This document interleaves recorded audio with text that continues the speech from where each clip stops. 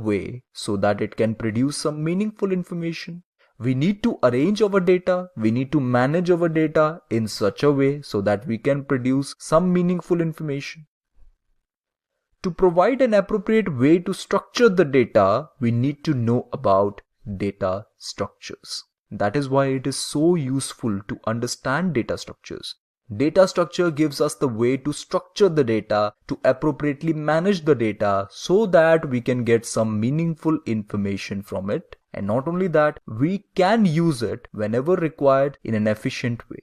This is the reason why companies are preferring this subject over other subjects, because this is very important subject, right? Now let's understand what is a data structure. A data structure is the systematic way to organize data so that it can be used efficiently. So organizing the data in such a way so that we can use it efficiently is what data structure is all about. We are arranging the data, we are organizing the data, we are managing the data in such a way so that we can use it efficiently. When I say efficiency, I mean in terms of time as well as space.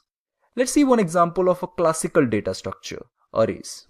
We have used it many number of times. We can think of it as a sequence or collection of some symbols, characters, integers, floats, or something like that, right?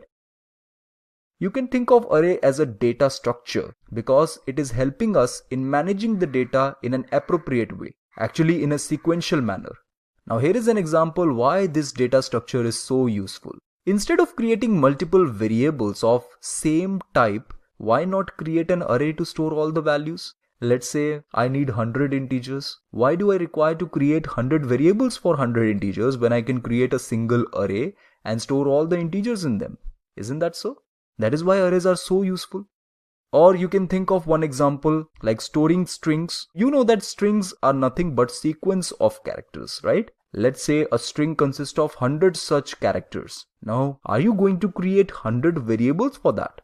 No, you can create one array which can store that whole string and we would be able to access it very easily. Isn't that so? So this requires array, and that is why we need arrays, because it helps us in managing our data in an appropriate way. That is why it is a very useful data structure for us. Now, let's discuss some real life examples of data structures to help understand why do we need data structures. Here is an example. Did you know that stack data structure is used in implementing redo and undo feature?